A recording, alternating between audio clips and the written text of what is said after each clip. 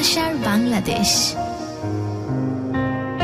দুটোই joint family ছিল, ওই ফ্যামিলি থেকে বিলং করি বা ওইভাবেই বড় হয়েছি। একসাথে তাহলে অনেকজন, রাইট? জি জি, রান্না বান্নার সময় কি অনেক বড় হাড়িতে রান্না বা আর মজা তো সেই রকম মজা হতো? হয়। ইভেন যখন একসাথে খাওয়া দাওয়া হয়, সব একসাথে বসে খাওয়া দাওয়া করতেছি, এটা অন্যরকম একটা মজা হতো। তো আমার ফাদার মাদার দুজনেই এবার বড় ফ্যামিলি, তো ইন দ্যাট কেস ওই সিনারিওটা আমি দেখে আসছি। তো আমি প্রচুর দুষ্ট ছিলাম গ্রামে, মানে যখন আমি মানে দুটা ফ্লেভারই পেয়েছি আসলে, শহরের ফ্লেভারটাও পেয়েছি এবং শুরুতে গ্রামের যেমন সাঁতার কাটা, গাছে ওঠা, হ্যাঁ এই সিজন গুলোতে আমি আসলে দেখা যেত যে আমরা যেখানে একটা গ্রুপ ছিল গ্রামের, হ্যাঁ আমরা সবাই মিলে আসলে ফল পাড়তাম বিভিন্ন গাছ থেকে, হ্যাঁ তারপর মানে অনেক মজা করতাম, সাঁতার কাটতাম, হ্যাঁ মানে অনেক দুষ্ট ছিলাম অ্যাকচুয়ালি। তো আফটার দ্যাট আমি আসলে ঢাকায় আসি, দেন আবার যখন স্কুলে অ্যাডমিট হই, তো আমার স্টাডিটা আবার কেমন ঢাকার লাইফটা আবার অ্যাডজাস্ট করা একটু টাফ হয়ে যাচ্ছিল। সো তখন ওই চ্যালেঞ্জ কিন্তু আমরাও ফেস করছি যখন আমি রেসিডেন্সিয়াল মডেলে পড়তাম। জি জি, আমরা যখন মফস্বল থেকে ঢাকায় আসি তখনও কিন্তু আমাদের এই প্রবলেমগুলো হতো যে কিভাবে আমরা অ্যাডজাস্ট করব জি এই শহরে। তারপর জি, আমার স্কুল ছিল কাকরাইলে। সো ওখানে আমার অনেক ফ্রেন্ড হয় এবং সেভাবে করে আমার আঘাত ছিল সবকিছু। আর যেহেতু আমি আগে গুরু বললাম যে আমরা জয়েন্ট ফ্যামিলি, দ্যাটস ওয়াই যেটা হতো যে আমাদের এভরি মান্থে আমরা আসলে গেট টুগেদার করতাম, একটা কারোর যে কোনো একটা বাসায় আমরা আসলে রান্না বাড়া বা খাওয়া দাওয়া একসাথে একটা গেট টুগেদার করতাম। দ্যাটস ওয়াই সেই সুবাদে আমাদের এক জায়গায় হওয়া হতো এভরি মান্থ বা এক দুই সপ্তাহের মধ্যে, এরকম মানে হতোই আমাদের। সো যখন হতো তখন হচ্ছে মানে আমরা অন্যদেরকে ইনভাইট করতাম, সবাই আসতো এক বাসায় এবং খুব মজা হতো আসলে তখন। তো ওভাবে আসলে যাচ্ছিল। সো স্কুলে যখন আমি ক্লাস 7-8 দিকে, অ্যাকচুয়ালি আমার এক কাজিন ছিল, আমি সে আসলে তখন তো আমি অনেক ছোট, গুরু সেও ছোট। তো আমরা যখন কাজিনরা একসাথে হতাম তখন কিন্তু গুরু আমরা অনেক মানে দেখা যাচ্ছে যে একসাথে হলে অনেক ধরনের, যেমন চোর পুলিশ খেলা, তারপর হচ্ছে বিভিন্ন ধরনের মানে ক্রাফট বানিয়ে দেন এগুলো খেলাধুলা করতাম, লুডো খেলতাম। হ্যাঁ, তো কাজিনদের মধ্যে অনেক যেটা হতো যে মজা বলেছো গুরু নাম কি? আমার নাম এহতেশাম, ভালোবাসা জানিয়েছো অ্যালেক্সিয়া, এবং গুরুর সাথে আছে এমনটা জানিয়েছো মুজাহিদ ইসলাম, এবং সিলেট থেকে শুনছি এমনটা জানিয়েছো হাফিজ। সো প্লিজ আমাদেরকে কমেন্ট করো, লাইক করো এবং অফকোর্স আমাদেরকে শেয়ার করো, আমাদের এই প্রোগ্রামটা বহু মানুষের কাছে পৌঁছে দাও। সাইদ বলছিলে যে ছোট ছোট খুনসুটি এবং একসাথে বড় হয়ে ওঠা, বাট এর মধ্যে একটা ছোট্ট সিঙ্গেল লাইন আমার মধ্যে কানেক্ট করেছে, সেটা হচ্ছে যে একজন কাজিন ছিল, আছে থাকবে, সে তোমাকে সামহাও প্রভাবিত করেছে কিভাবে? জি জি গুরু, যৌথ ফ্যামিলি, অনেকের সাথে পরিচয় হয়, কিন্তু তার প্রতি কানেকশনের কারণটা কি? অ্যাকচুয়ালি যখন আমি দেখতাম যে আমরা একসাথে যখন কাজিনরা মিট, 7-8 তোমরা? জি, তখন আমি 7-এ, ও আরো তখন ছোট। তো আমি তো আসলে ওকে কাজিন হিসেবেই দেখতাম, কিন্তু আমাদের মধ্যে যেটা হতো যে ও একটু স্পেশালি আমার সাথে ফাইজলামি বেশি করতো, হ্যাঁ আমার কাছাকাছি থাকার ট্রাই করতো। হ্যাঁ, তো কেমন টাইপের ফাইজলামি যেটাতে আমরা বুঝবো যে সে কাছে আসতে চায়? মানে দেখা যাচ্ছে যে মানে ও একটা ফান করতেছে, সেটা আমাকে কেন্দ্রিক হচ্ছে, হ্যাঁ মানে সেন্টার পয়েন্টটা আমাকে রাখতেছে। আচ্ছা আচ্ছা, তাহলে বুঝবো যে সমস্ত ফোকাস আমাদের দিকে। রাইট। সো আমি তখন এটাকে আসলে পাত্তা দিতাম না, যতই পাত্তা দিতাম না ততই ও পেয়ে বসতো। এটা টেকনিক ছিল না তো ওই বয়সে, যে পাত্তা কম দিয়ে যাতে করে পেয়ে বসে? ওই বয়সে কিছু বুঝতাম না। আচ্ছা, না বুঝে, বাট এটা একটা টেকনিক হিসেবে ইউজ হতে পারে যে যত কম পাত্তা দেয়া যায় সেটা তো আগ্রহী যেন হয়। বাট তুমি তো না বুঝে পাত্তা দিতে না। কারণ আমি তখন অনেক ছোট, সো ও ছোট, আমি এগুলো বুঝতাম না। তো যখন আমি গুরু ক্লাস 8-এ পড়ি, আর যখন 8-এর শেষের দিকে 9-এ উঠবো, তো ও দেখি যে মাঝে মধ্যে তখন তো টিএনটি ছিল, তো মোবাইল তখন আমি ইউজ করতাম না, যেহেতু আমরা জাস্ট আমার মনে হয় ক্লাস 8-এর দিকে আমার একটা ফোন, বাটন ফোন বাবা কিনে দিয়েছিল, তো ওই বাটন ফোনটা ছিল, এন্ড ওই নাম্বারটা সে এনিহাও সে বাসায় যখন আসলো, আমাদের গেট টুগেদার হয়, তখন সে কালেক্ট করলো, এবং একদিন হুট করে বিকালের দিকে একটা টিএনটি নাম্বার, তো আমি দেখলাম যে কল। তো অন্য আরেকটা কাজিন ছিল আমার, ওদের সাথে একসাথে বসে দুইজন মিলে আমাকে কল করলো, এবং সে তখন তো আমিও খুব বান্ধব ছিলাম, যখন আমার ঢাকাতে যখন অনেক ফ্রেন্ড হয় একসাথে আড্ডা দিচ্ছিলাম। তোমার ইউএসপি কি ছিল যে কারণে তোমার কাজিন তোমার প্রতি অ্যাট্রাক্ট হয় বলে তোমার মনে হয়? মেন একটা ইউএসপি তো থাকেই।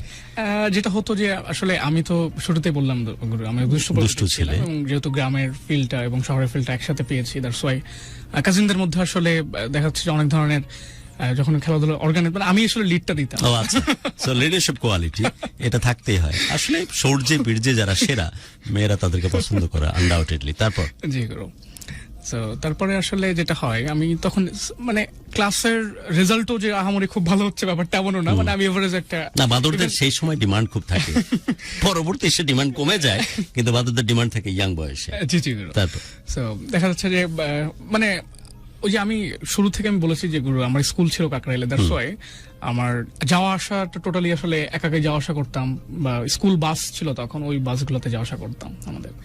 তো এটা মানে আমার সার্কেল বা ওই দেখা যাচ্ছে যে ওই কাজিনরা মনে করতো যে ওদের মানে ওদের তো ছাড়তো না তখন, হ্যাঁ, বাট আমি কিন্তু ফ্রিকুয়েন্টলি ঘোরাফেরা করতেছি, হ্যাঁ। তো ওর যেটা করতো, ওর তখন অন্য কাজিনদের ওই সাথে আমাকে তখন হচ্ছে নক করলো, ওই একদম ফোন করে বসলো, ফোন করে বললো যে কি করতেছি বা ফ্রেন্ডের সাথে আড্ডা দিচ্ছে কিনা। ফার্স্টে কিন্তু আমি মানে আমাকে বলে নাই যে ও, হ্যাঁ, একটা আননোন মানে ভয়েস দিয়ে ওরা আমাকে সামনে ফাইলাম করতেছে, বারবার মিস কল দিচ্ছে টিএনটি দিয়ে, আমি ধরার আগে ফোন কেটে দিচ্ছে, আবার ধরতেছি ফোন কেটে দিচ্ছে, এভাবে করতে করতে আসলে মানে আবার ফোন রিসিভ করতেছি, কথা বলতেছে না, হ্যাঁ। তো মানে এটা আমি পুরো সারপ্রাইজ হলাম, বাট আমি আসলে তখন রিলেট করে ট্রাই করলাম যে কে হতে পারে। তো পরবর্তীতে যেটা হলো যে আমি বললাম যে আমার আরেকটা কাজিন, মানে আমার তো কাজিন দুইটা, দুইজন একসাথে মিলে ফোন দিচ্ছে, ওকে। তো তখন আসলে ও বলল যে আমরা এখানে আছি, তো তোমার ব্যাপারে একটু ইনফরমেশন, মানে তুমি কি করতেছো তোমার ব্যাপারে একটু জাস্ট তোমাকে জানার জন্য তোমাকে ফোনটা দিলাম, কিউরিওসিটির জন্য, হ্যাঁ। তখন গুরু মানে আমি একটু সারপ্রাইজ ছিলাম, তখন আমি একটু বললাম যে না, আমি একটু ব্যস্ত আছি, ফ্রেন্ডদের সাথে পরে কথা বলি, হ্যাঁ। কারণ আমি তো সারপ্রাইজ হলাম যে আমাকে কেন ফোন দিবে, এভাবে তো আসলে ফোন দেয় না নর্মালি, হ্যাঁ। তুমি একটু ধাতস্থ হওয়ার জন্য সময় চাইছো, বাট তোমার তো ভালো তো ঠিকই লাগছে, হ্যাঁ। মানে আমি তো আসলে মনে মনে একটু চিন্তা করতেছি যে কি কারণ ফোনটা, ফ্রেন্ডরা ওই দিক দিয়ে মজা নিচ্ছে যে আসলে কি, তখন তো যেটা হয় ওই বয়সে যে কোনো একটা মেয়ে কল দিলে ফ্রেন্ডরা শেয়ার করা হয়, হ্যাঁ, যে কে ফোন দিচ্ছে বা এই ধরনের একটা কিউরিওসিটি থাকে। তো ওইভাবে গেল প্রথম দিন, এরকম র্যান্ডমলি আসলে বেশ কয়েকদিন, হ্যাঁ। সে প্রথমে তো আমার কাজিনের সাথে মিলে ও কলটা জেনারেট করলো, পরে আসলে যখন কলটা দিল সে সিঙ্গেল একাই দিল, হ্যাঁ। তো তখন গুরু আমি ওর সাথে কিছুক্ষণ কথা বললাম, তো কথা বলতে বলতে আসলে ও যেটা করলো, রেগুলারলি এরকম ফোন দেওয়া স্টার্ট করলো। তো গুরু যেহেতু আমার কাজিন, দ্যাটস ওয়াই যেটা হতো যে আমি আসলে সাইদ, এতগুলো মানুষের মধ্যে যেন অনেকেই অলরেডি আমাদের সাথে অলরেডি কানেক্টেড আছেন, ওকে সাইদ। তারপর জি গুরু, তখন আসলে আমি একটু মানে আনকমফর্ট ফিল করলাম যে আসলে আমার কাজিন বা বন্ধুরা পিছে লাগছে যে কে রে মেয়েটা, হ্যাঁ রাইট, পিছে লাগছে, দ্যাটস ওয়াই আমি একটু আসলে এগুলা নিয়ে ই করতাম। তো তারপরে তো এভাবে করতে যে ও যখন আমার আবার গেট টুগেদার হইতো, তখন সে আবার অ্যাপ্রোচ, মানে দেখি যে সে একটু আমার দিকে অ্যাপ্রোচ করতেছে, হ্যাঁ। তখন আমি সেগুলো আসলে বুঝতাম না, মানে আমি ইগনোর করতাম কিছুটা। আচ্ছা, মেয়ে কিন্তু তোমার চাইতে ছোট, ও অ্যাপ্রোচ করতেছে বাট তুমি ধরতে পারছো না, কারণ আমি তো গুরু তখন আসলে মানে ওই এজটা আমার বোঝার মতো হয় না যে আসলে এই ধরনের রিলেশনে ওরকম কোনো কিছু। তো ভাবে যেতে থাকলো কিছুদিন, হ্যাঁ। তো আমাদের বিভিন্ন দেখা সাক্ষাৎ হচ্ছে ফ্যামিলিগত ভাবে। তো এখন যেটা ক্লাস যখন 8-এ উঠলাম, তখন আসলে আমি একদম লাস্টের দিকে, যখন আমি এইটার শেষের দিকে যখন এক্সাম দিয়ে আবার ভ্যাকেশন যখন হয়, আমাদের গুরু যখন বাড়িতে আবার যেতাম, তখন কিন্তু এখানে যেটা হতো যে আমরা সব কাজিনরা বা ফ্যামিলি মিলে একসাথে বাড়িতে যেতাম, হ্যাঁ। তো ওই মজাটা, যে আমাদের মধ্যে ওই বন্ডিংটা ছিল, হ্যাঁ, ফ্যামিলির ভিতর, যে রাত ভোর গল্প করতে, হ্যাঁ। তো আমরা যখন যেতাম তখন দেখা যাচ্ছে একটা বাসের ম্যাক্সিমাম সিটি আমাদের, হ্যাঁ। তো ও দেখা যাচ্ছে ওর পাশের সিটে ওর আপুর সাথে, আমি এই সাইডে আসছি, বাট কিন্তু তোমাদের মধ্যে তো একটা কাহিনী শুরু হয়ে গেছে, হ্যাঁ। মানে কিছুটা, বাট কেউ কাউকে এক্সপ্রেস করে নাই, বাট কিছু একটা মানে আমি বুঝতাম বা ও একটা ট্রাই করতো। তো আমরা বাড়িতে যেতাম, হ্যাঁ। সো ওখানে বাড়িতে যে আবার বাড়ির উঠানে আমরা খেলাধুলা করতাম সবাই মিলে, সব কাজিনরা মিলে। একটু বর্ণনা দিবে এক লাইনে? তো যেমন হচ্ছে ওর লুক এন্ড এভরিথিং, ও তো গুরু মানে আমার কাছে অসম্ভব সুন্দর, মানে তখন আসলে তখন আমি কাজিনের দৃষ্টি দেখতেছি, হ্যাঁ। আমি তো কখনো বিলিভই করি না যে কাজিন ওরকম কিছু হতে পারে। আচ্ছা, তারপর গাড়িতে যাচ্ছি, সো আমি অন্যদিকে তাকায় আসছি, হঠাৎ করে ওর দিকে তাকালাম, দেখে ও আমার দিকে তাকায় আছে। তারপর আমি যখন ওকে দেখে ফেললাম, ও চোখ সরে ফেলতেছে। তো এরকম অনেকগুলা কেস ঘটছে। বা আমরা একসাথে যখন ফুড কার্টে নামতেছি, বা তখন তো আমরা আরিচাঁদে যেতাম, হ্যাঁ। আমার খুলনা ডিভিশনে বাড়ি। সারিচাঁদে তো উপরে উঠতে না তোমরা? মানে ভাত ফ্রি, হ্যাঁ। আর ইচ্ছা মতো খাও, হ্যাঁ। ওখানে আবার ইলিশ ফ্রাই পাওয়া যায়, তো ওটা মানে ওটা টেস্ট জাস্ট মানে সেই লেভেলে, ওগুলো আসলে তুলনা হয় না। ডাল আর ভাত ফ্রি ছিল, আর পোড়া মরিচ দিত, পোড়া মরিচ, হ্যাঁ। তো ওই রকম এক্সপিরিয়েন্স গুরু মানে অনেকবার হয়েছে, হ্যাঁ, যে আমরা যখন যেতাম ওরকম তখন আদিচাঁদেই অনেক এক্সপিরিয়েন্স হয়েছে। তখন দেখা যাচ্ছে যে আমরা দুজন বা আরো কাজিনরা মিলে দাঁড়ায় আসছি, হ্যাঁ, আমরা একসাথে ওই বিভিন্ন ধরনের খাবার চলতেছে তোমাদের, হ্যাঁ, মানে স্ট্রিট ফুড যেগুলো থাকে ওগুলো খাচ্ছি, হ্যাঁ, তো মানে কাজিনরা মিলে মজা করতেছি। তো এই ব্যাপারগুলো আসলে ছিল। তো গুরু যখন আমি ক্লাস 9-এ উঠি, ও তখন আমার থেকে আমার আসলে এজের ডিফারেন্স 3 বছর। বাইরে একটা কোশ্চেন অ্যান্সার না দিলেই না, অঙ্কনকে নিয়ে এবার অনেক কোশ্চেন, হান্ড্রেডস অফ, যে আপু কোথায়। আজকে নাই, হয়তো কোনো একটা জায়গায় কোনো এক প্ল্যাটফর্মে কখনো না কখনো দেখা হবে, এখানে আপাতত নাই। So this is all about. আর আমরা আছি আমাদের আজকের ভালোবাসার গল্পে, ভালোবাসার যে বাংলাদেশের ক্যানভাস, সেখানে ঢাকা FM 90.4, এবং আমার সাথে আছে সাইদ। আমি কিন্তু তোমার সাথে ভাসতেছি, তুমি বলছিলে যে আমি যখন দীর্ঘদিন রেজিডেন্সিয়ালে পড়াকালীন সময় উত্তরবঙ্গ থেকে আসতাম, তখন ফেরির এসেন্স আমি খুব কাছ থেকে দেখেছি। যেখানে জন্য বললাম যে ভাত আর ডাল ফ্রি দিত আর নির্দিষ্ট কিছু তরকারি, বাট ওই স্বাদ এখনো জিহ্বায় লেগে আছে। কিন্তু বুড়ো হয়ে গেছি, সে কারণে জিহ্বায় হয়তো ওই স্বাদ যদি পেয়েও যায়, তাও হয়তো সুরে বাসি বাজবে না, কিন্তু এটা ছিল চমৎকার এক অনুভূতি। ওকে, তারপর সাইদ। তো গুরু এভাবে করে আসলে ফেরির যে মজাটা, এটা তো আসলে এখন মানে ওই কেউ চিন্তাও করতে পারবে না। তো এইভাবে করে আসলে গুরু আমরা আমাদের দিনগুলো যাচ্ছিল। বাট যখন ক্লাস 9-এ উঠলাম, তখন আসলে স্টাডি নিয়ে আমি একটু আবার সিরিয়াস হলাম, হ্যাঁ, কারণ হচ্ছে তখন যেটা হলো যে আমার এলাকার কিছু ফ্রেন্ডদের সাথে মিশতাম, হ্যাঁ, তখন যেটা হতো যে ইয়াং বয়স, হ্যাঁ, তো কিছু ঝামেলা জড়িয়ে যায়, এরকম যে আমাদের কিছুটা গ্রুপ থাকে, হ্যাঁ, আরেক গ্রুপের সাথে ঝামেলা, হ্যাঁ, এগুলো নিয়ে দেখা যাচ্ছে বাবা মা জানে। তো এগুলো নিয়ে তারপর হচ্ছে কিশোর গ্যাং থাকে, আমরা হয়তো কোনোভাবে কানেক্টেড অথবা লিডিং করছি, বাট ছিলই কিন্তু সব। জি গুরু, এটা হয়তো ডিফারেন্ট নামে। তো আমরা হয়তো এখনকার যেটা করতেছে সবাই এরকম না, বাট আমরা একটা এক জায়গায় বসতাম। আমাদের ছিল ওই সময় 4-5 বা 5-6-এ।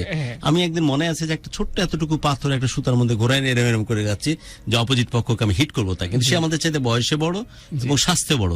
এমন প্যাদানি আমাকে দিল, আমার জীবন থেকে ওই ওই ওই ওই ওই মানে কি বলবো, ফাইট করার যে মাস্তানি করার যে সারা জীবনের মধ্যে চলে গেছিল। সেই কিশোর গ্যাং এর ব্যাপারগুলো থাকি। তারপর জি গুরু, তো দেখা যাচ্ছে যে তখন মানে বাবা মা বুঝলো যে তখন মানে স্টাডি নিয়ে এতটা আমি কনসার্ন ছিলাম না, দ্যাটস ওয়াই রেজাল্টও খারাপ হচ্ছিল। তো 9-এর শেষের দিকে যখন আমার মানে বার্ষিক পরীক্ষার রেজাল্ট আসলো, তারপর দেখলাম যে আসলেই খারাপ করছি, হ্যাঁ, তখন আমি আসলে বাসা থেকে অনেক ধরনের প্রেশারাইজ করে যে এরকম কেন হচ্ছে, রেজাল্ট কেন এরকম হচ্ছে।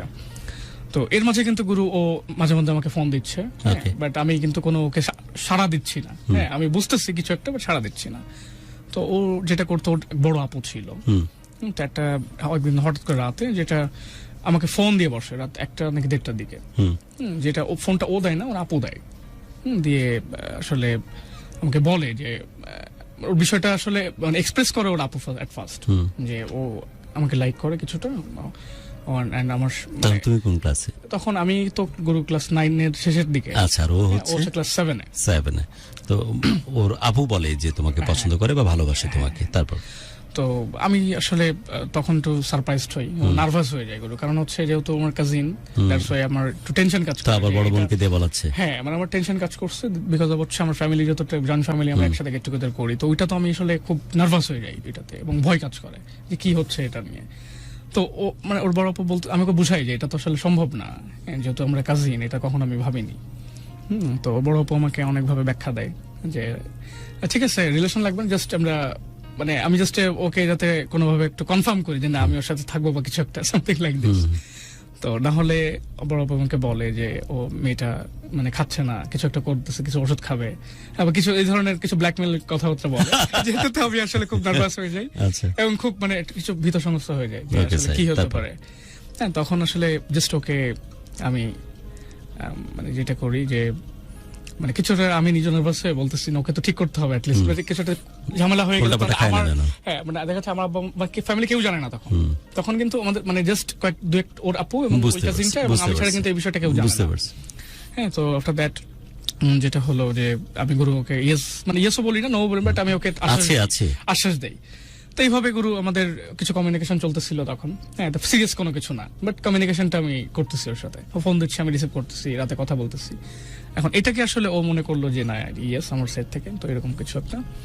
তো ওই যে আমি বললাম গুরু মনে করারই তো কথা। জি গুরু। তো বাট আমার কাছে ভালো লাগতো অবশ্য। হ্যাঁ, বাট আমি কিন্তু কখনো আবার যেটা ফার্স্ট টাইম তো কোনো মেয়ের সাথে দ্যাট ইজ ফার্স্ট টাইম। তো যেটা হতো যে গুরু তখন কিন্তু আমি একটা জায়গায় বাধা পেরে যেতাম, সেটা হচ্ছে ও আমার কাজিন, দ্যাটস রাইট, মানে আমি ওখানে ডিপে যেতে পারতাম না। হ্যাঁ, তো আমার যেটা হতো যে গুরু তখন আমার ওই যে বললাম যে আমার রেজাল্টও খারাপ হচ্ছে, এদিক দিয়ে আমার কিছু ফ্রেন্ডদের সাথে মিশতেছি, হ্যাঁ কিছু ঝামেলা, তো এই এদিক দিয়ে আসলে আমার অল ওভার রেজাল্ট অনেক ফল করে। এবং আসলে টেস্ট মানে মেইন এসএসসির আগে আমার 6 মাস মতো হাতে থাকে। তো আমার একদম ওই 6 মাসে সাইদ, অনেকেই বলছে যে সাইদের মতো আমরা গল্প বলতে চাই। সো এটার একটাই সহজ উপায়, সেটা হচ্ছে 01841904904, সেখানে শর্ট করে আপনার স্টোরিটা লিখে পাঠিয়ে দেন এবং ডেফিনেটলি আমাদের টিম আপনাদের সাথে কমিউনিকেট করে, যেভাবে সাইদ আজকে আমাদের জীবনের গল্প বলার জন্য ভালোবাসা বাংলাদেশে ক্যানভাসে উপস্থিত, আপনিও উপস্থিত হবেন। ওকে সাইদ। জি গুরু, তখন আসলে জাস্ট আমার এক্সামের 6 মাস আগে আমার বাসা থেকে অনেক প্রেশারাইজ করে, অনেক টিচার ঠিক করে দেয়, এন্ড আমার পুরো বাইরে যাওয়া বন্ধ হয়ে যায়। হ্যাঁ, ইভেন আমার দেখা যাচ্ছে যে ফোন কমিউনিকেশন, আমার ফোন টোন নিয়ে নেই, তো আমি একদম স্টাডির মধ্যে ঢুকে যাই তখন। এবং আমার নিজের মধ্যে আসলে একটা জেদ কাজ করে। হ্যাঁ, তখন আসলে আমি একদম ফুললি লেখাপড়ার দিকে মনোযোগ দিই। যেহেতু আমি সায়েন্সে ছিলাম, দ্যাটস ওয়াই আমার অনেক ধরনের মানে যে সাবজেক্টগুলো আমার পড়া হয় না, এগুলো নিয়ে আমার হিউজ একটা প্রেশার তৈরি হয়। এবং আমি কন্টিনিউয়াসলি স্টাডির মধ্যে থাকি। এবং তখন আমার ওর সাথে কমিউনিকেশনটা কিছুটা কম, মানে ও ট্রাই করে, অনেক সময় ফোন বন্ধ পাচ্ছে, এরকম হচ্ছে। বাট যখন আমার এসএসসি দেওয়া শেষ হলো, তখন তো একটা গ্যাপ থাকে, মানে একটা সময় থাকে যেটা আসলে রেজাল্টের আগ মুহূর্তে, তখন ওর সাথে আবার কমিউনিকেশন তৈরি হলো। এবং মাঝে মধ্যে যেটা হতো যে মানে আমার দেখা সাক্ষাৎ হচ্ছে, কিরকম ওর কাজিনকে নিয়ে ঘুরতে আসতো, ও মানে ওর টিএনটিতে বলে আসতো যে আমি এখানে আসতেছি। হ্যাঁ, তখন আমিও যেতাম, অন্যান্য কাজিন দুজনকে নিয়েও আসতেছে, এরকম মিট হচ্ছে, কোথাও ফুচকা খাচ্ছি বা কিছু একটা, মানে আমরা ঘোরাফেরা করছি। সোকল্ড, যে সোকল্ড শব্দটার মধ্যে দুনিয়ার প্রবলেম আছে নিশ্চয়ই, মানে বলছিলাম যে সোকল্ড আমি ওইরকম নায়কদের মতো না যে বউ বাচ্চা লুকায় রাখবো, এই নিয়ে যুদ্ধ চলতেছে প্রিয়তমার সুরঙ্গের মধ্যে। যাই হোক, সোকল্ড ডেট বলতে যেটা হয়, সেটা তোমার এবং কাজিনের সাথে কি হয়েছে নাকি হয়নি? না, ওরকম মানে সিঙ্গেলি যেটা আপনি বলছেন গুরু, অনেক একসাথে ডেট করা, মানে না অ্যাকচুয়ালি ওটা তো অনেক পরে এটা আসেনি। আমরা একটু যেতে চাই একটু তাড়াতাড়ি। হ্যাঁ, তো গুরু সেটা যখন আসলে ওই তখনও আমাদের অন্যান্য মেম্বাররা কেউ জানে না ফ্যামিলির, সো কাজিনরা কয়েকজন জানে, এভাবে চলতেছিল। তখন আমার রেজাল্টও দেখলাম যে ভালো আসছে, সো তখনকার মানে আমার গোল্ডেন প্লাস আসে। এবং তখন মানে আমি নিজেও তো সারপ্রাইজ যে স্টাডির ফল পাইলাম। আফটার দ্যাট আমি ভর্তি হলাম নটরডেমে। নটরডেমে ভর্তি, গোল্ডেন এ প্লাস, সো ওদিকে তো কাজ আরো আগায় গেল। সো জি গুরু, দেখা যাচ্ছে যে ছেলেটি বাঁদরই না, ট্যালেন্টেডও বটে, একেই আমার দরকার। সো গুরু, তারপর হচ্ছে ও অ্যাডমিশন নিয়েছিল আইডিয়াল স্কুলে, তখন ও স্কুল আমি কলেজ, এবং দুইটা লোকেশন একই জায়গায়। তখন আমাদের র্যান্ডমলি দেখা সাক্ষাৎ হতো, কিরকম ঠিক আছে, বাট নটরডেম তো নটরডেমে মানে একটা অন্যরকম ব্যাপার স্যাপার। ওকে, তারপর হচ্ছে যেহেতু মতিঝিল এই দুইটা ইনস্টিটিউশন, দেখা সাক্ষাৎ হওয়ার সুযোগ বাড়লো। আমি যখন কলেজে যেতাম, ও দেখতাম ক্লাসে বসে আছে, সো আমি দাঁড়ায় থাকতাম, দেখতাম যে ওর জানলার ওখানে দেখা হতো, ওটা হাই দিত, দেন আমি কিছুক্ষণ। কেমন এই ফিল গুলো ফিল পাওয়া তো শুরু হয়ে গেছে? তখন আমার স্টার্ট হয়েছে কিরকম যে আমার রেজাল্ট ঠিক আছে, কলেজে ভর্তি হলাম, জানলার পাশে বসে আছে গুরু, এটা তো এবং ওর প্রিপারেশন সবই সাইড আসবে, দেখবে এটাই পৃথিবী কিন্তু রুদ্ধ হয়ে থাকে। তুমি দেখবা যখন ওই মেয়েটিকে, তখন পৃথিবী তার কেউ নাই, বেঁচে নাই, কিচ্ছু নাই, শুধু তুমি আছো আর ও আছে। আর ও যখন জানলার পাশে থাকে, শুধু ও থাকে আর তুমি থাকো, যে তুমি শুধু দেখবা আর কেউ যেন না দেখে। জি জি গুরু, না আমার এখনো মনে আছে গুরু, ও যখন আইডিয়াল মতিঝিল আইডিয়াল ছিল, তার যখন ওর একটা অ্যাপ্লিকেশন আমি লিখে দিয়েছিলাম, যখন সায়েন্সের যখন এন্ট্রি করলো আর কি, সো তখন একটা অ্যাপ্লিকেশন লেখা লাগতো, ওটা আমি এক সময় যে আমি লিখে দিয়ে আসছি, বিকজ হচ্ছে মতিঝিল আইডিয়াল আমার বেশ কিছু টিচার পরিচিত ছিল। হ্যাঁ, তো ব্যাপারগুলো আসলে মানে খুব মানে দেখাচ্ছে যে ক্লোজলি তখন দেখা সাক্ষাৎ হচ্ছে। হ্যাঁ, আর যেহেতু কাজিন, মানে ওর ফাদারও থাকতো, তখন যেটা মনে হতো, ওর বুঝতো না যে বিষয়গুলো কি হচ্ছে, মনে হচ্ছে যে সব নর্মাল কাজিনের যেরকম হয় একটা দায়িত্ব সেরকম, বাট আমরা আসলে বুঝতাম ব্যাপারটা কি হচ্ছে। এভাবে চলতেছিল অনেকদিন। তো আমি তো কলেজের আসলে কলেজ লাইফটা আমি একদম পুরোপুরি রিলেশন ঢুকে গেছি ওর সাথে।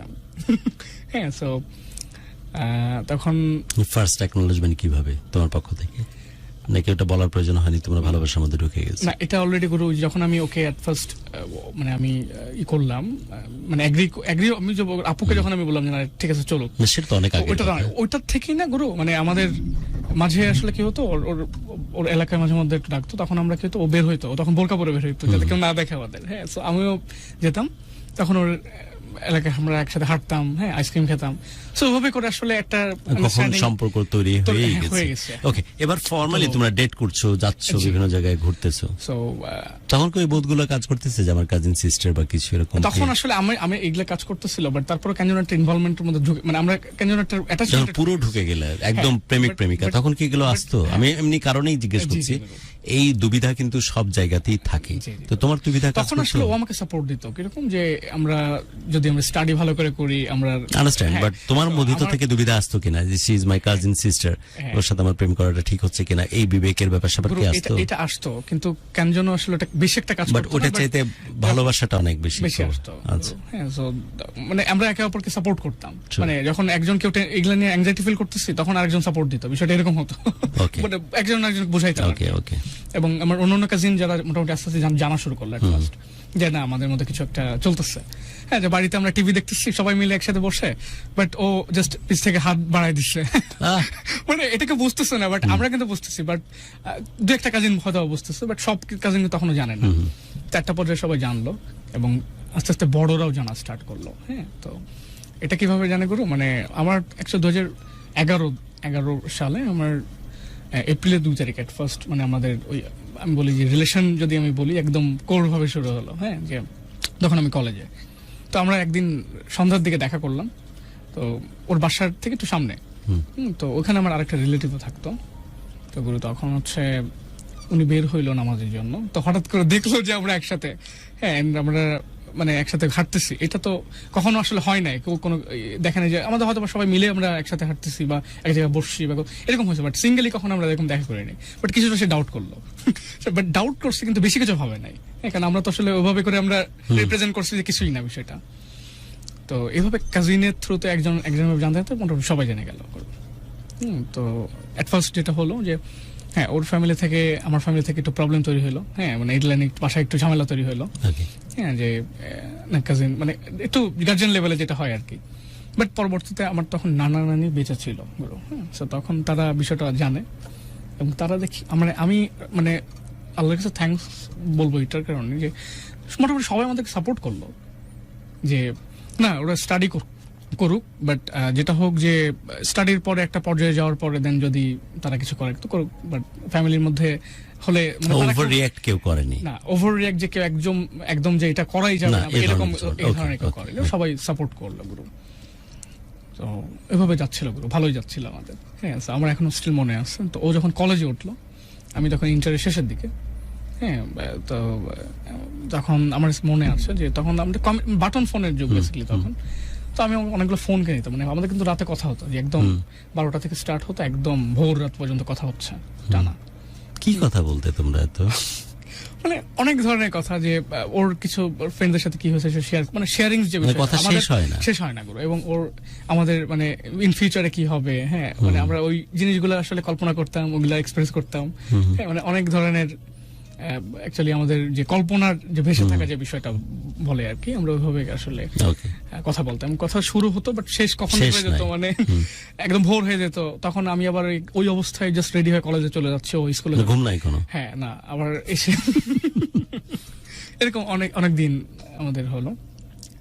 আর দেখা তো মাঝে মধ্যে হচ্ছে, যেহেতু আমার দেখা করাটা ইজি ছিল, দ্যাটস ওয়াই ও মানে আমার কাজিন যেহেতু, দ্যাটস আমাদের জন্য ইজি হতো দেখা সাক্ষাৎ করাটা। তো গুরু এইভাবে যাচ্ছিল, খুব ভালো যাচ্ছিল। ইভেন আমি এমন হতো, ও যেটা হতো যে ওর এক্সামের আগে যখন আমাদের ওর আম্মা কেন যেন বুঝতো যে আমরা কথা বলতেছি, কারণ হচ্ছে চোখে নিচে কালি পড়ে যেত। ওর আম্মা দেখলেই বুঝতো যে না ও অনেক সারা রাত কথা বলছে। তখন কি তো মানে ওকে দেখতো, ফোন সার্চ করতো যে ফোন টোন আছে কিনা, তখন ফোন পেয়ে যেত, ফোন লুকায় রাখতো আবার। হ্যাঁ, ওকে রাগটাগ করতো। তখন আসলে মানে রাগটা তখনই করতো আমার সাইড থেকে বা ওর সাইড থেকে, যখন এক্সামের আগে এই জিনিসগুলো ধরা খেত। সো ওর আম্মা অনেক সময় রাগ করতো ওকে, ইভেন দো রিয়েক্ট করতো আর কি খুব, বাট এভাবে করে ফোন আটকে ফেলতো। এরকম আমার মনে আছে অনেকগুলো ফোন আমি কিনে দিচ্ছিলাম। হ্যাঁ, সো তখন তো আমি যে কি হতো ফ্রেন্ডদের সাথে হেঁটে আসতাম, ওই টাকাগুলো আমি জমাইতাম। যেমন তখন ছোট ছোট ফোন, যেগুলো বাটন ফোন, এইভাবে কমিউনিকেশন চলছে। ফাইনালি তোমাদের সম্পর্কটা কোন দিকে গেল? তো এভাবে যেতে যেতে আপনার মানে ভালো যাচ্ছিল। তখন আমি কেবল ইঞ্জিনিয়ারিং এর ফার্স্ট ইয়ারে আমি এন্ট্রি নিলাম। তো যেটা হতো ওকে মানে আমাদের খুব ভালো যাচ্ছিল গুরু রিলেশনটা, মানে আমি একদম কোর রিলেশনে তখন। এবং একটা মানে মানে খুব ভালো মানে অন্যরকম একটা ফিলিংস এর মধ্যে আমরা দুজনেই কিন্তু আছি। বাট যেটা হয় যে ও যখন ইন্টারে ওঠে, ইন্টার না এসএসসি, ও যখন এসএসসি 10-এ ওঠে, 10-এর দিকে ওর টিচার পড়াতে আসে ওর বাসায়। তো টিচার যখন পড়াতে আসে তখন হচ্ছে মানে আমিও দেখি বিষয়টা, তো স্বাভাবিক এটা আসবে। বাট দেখা যাচ্ছে যে ওর যে আগের যে টিচার ছিল তাকে ওর আম্মা ক্যান্সেল করে নতুন একজনকে আনে। ওকে। তো টিচার দেখা যাচ্ছে যে মানে খুব বেশি বয়সও না, জাস্ট আমাদের এজের হবে এরকম। তো তখন হচ্ছে কি ওর এক্সাম সামনে, ওর আমার ফোন টোন সব নিয়ে নেয়। তো এদিক থেকে হচ্ছে আমার সাথে টোটালি কমিউনিকেশন বন্ধ হয়ে যায় টানা 20-25 দিন এভাবে। হ্যাঁ, তো আমি খুব অস্থির, মানে আমার খুব ফিল হয় যে কথা হচ্ছে না, কেমন মানে খুব মানে খারাপ ফিল হতো। বুঝতে পারছি যে মানে রেগুলার একটা প্র্যাকটিস যেহেতু আমাদের কথা বলা, হঠাৎ করে কথা বন্ধ হয়ে যাওয়াতে যেটা হতো আমার ভিতরে একটা অস্থিরতা কাজ করতো। তো এইভাবে করে মানে আমি হঠাৎ করে একদিন এমনি র্যান্ডমলি বাসায় চলে যাই, যে এমনি যেহেতু আমার কাছে যেতেই পারি আমি, হঠাৎ করে যেয়ে দেখি যে ওকে পড়াচ্ছে। সো তখন আমি জানতে পারি যে অ্যাকচুয়ালি ওকে যে টিচার অ্যাসাইন করছে অ্যান্ড ফোন, ও আমাকে বলে যে ফোন নিয়ে এনেছে। তো এভাবে করে দেন এগেইন আমি আসলে আরেকটা ফোনও আমি হিডেন ভাবে দিয়ে দিই, যেটা ওর ফ্যামিলি জানে না। এভাবে কমিউনিকেশন চলতো এবং এভাবে কিন্তু অনেকগুলো ফোন সে ধরা খাইতো এবং এই জিনিসগুলো আসতো এবং মাঝে মাঝে কমিউনিকেশন তখন মানে বন্ধ হয়ে যেত আমাদের। তো তখন আমি ইঞ্জিনিয়ারিং এর সেকেন্ড ইয়ারে, তো যেটা তো আমাদের তো অনেক মানে পড়া কিন্তু অনেক কমপ্লিকেটেড। হ্যাঁ, সো রেগুলার স্টাডি বা রেগুলার অনেক প্রেশার থাকে। তো ইঞ্জিনিয়ারিং করছিস তুমি? আচ্ছা, কোথায় তুমি তখন? আসানুল্লাহতে। ইটস আ ভেরি টাফেস্ট মানে টু ম্যানেজ। সো তখন সেকেন্ড ইয়ার। তো এখন আসলে যেহেতু মোটামুটি কমিউনিকেশন গ্যাপটা শুরু হলো, ওখানে কি তুমি বলছিলে যে টিচার পড়াচ্ছে, কোনো কিছু কি স্ট্রাইক করেছিল মনে? তখন আমার ভিতরে একটু মানে খারাপ লাগছিল যে আচ্ছা টিচার, ছেলেটার বর্ণনা দাও। হ্যাঁ, মানে ছেলেটা ছিল আপনার আমাদের এজেরই হবে। তো যখন এট ফার্স্ট ওকে আমি দেখলাম, আর কিছু বলো, মানে আমি তখন আসলে যেহেতু কমিউনিকেশন হচ্ছে না, মনের মধ্যে অনেকগুলো কোশ্চেন জাগছে। আন্ডারস্ট্যান্ড, বাট ছেলেটার বর্ণনা দাও। তোমাদের বয়সী বলেছো 3 বার, আর কিছু বলনি, বলো। আর আচ্ছা, ছেলেটা ছিল মানে আমার সুন্দর ছিল, একটু তোর গায়ে লাগতেছিল না? বিষয়টা ওরকম আমার কাছে মনে হচ্ছিল না, মানে বিষয়টা মনে হচ্ছিল যে না ওর মানে এজ গ্যাপ খুব একটা বেশি না, বাট টিচার যদি একটু মানে দেখা যাচ্ছে যে ওর আর জেনাস কাজ করতে করবে, মেন কথা হচ্ছে সেটা তো এখানেই গন্ধ পাচ্ছি আমি, ওইখানে তো বটে, এখান থেকে গন্ধ পাচ্ছি। যাই হোক, একটু দেখতে শুনতে একটু সুদর্শন ছিল ব্যাপারটা এরকম। আমি আমার সাইড থেকে বলবো না, বাট বিষয়টা এরকম আদৌ না। বাট আমি যেটা দেখতাম যে কমিউনিকেশন ওইটা দেখা গেল, তারপর কমিউনিকেশনটা যেহেতু মানে বন্ধ, দ্যাটস ওয়াই আমার এবং ইঞ্জিনিয়ার সাহেবের তখন একটু কষ্ট হচ্ছিল, বিকজ হচ্ছে আমার স্টাডি এদিক দিয়ে এক্সাম শুরু এন্ড এদিক দিয়ে কমিউনিকেশন। হ্যাঁ, এটা তো অনেক টাফ একটা জব, সো ওইটা ম্যানেজ করা আর এদিকে এই জিনিসগুলো দেখা একটা কমপ্লেক্সিটির ভিতরে কাজ করতেছে। তখন আসলে কি হতো, আমার কিছুটা রেজাল্ট খারাপ হলো, যে আমার তখন টেনশন, যেহেতু আমার ওর সাথে কমিউনিকেশন হলে আমার সবকিছু ঠিকঠাক থাকতো, বাট যেহেতু কমিউনিকেশন হচ্ছে না, দ্যাটস ওয়াই আমার ভিতরে টেনশন কাজ করতো, এনজাইটি কাজ করতো। হ্যাঁ, সো এইভাবে করে আসলে তখন আমাদের রিলেশন কিন্তু মোটামুটি 4-5 বছর খুব ভালো। টেক্সটাইল ফাঁকা নিয়ে আপনারা আছেন আমাদের সাথে ভালোবাসার বাংলাদেশের ক্যানভাসে, এবং আমরা আজকের এই পর্বে আমাদের সাথে আছেন ইঞ্জিনিয়ার সাহেব সাইদ।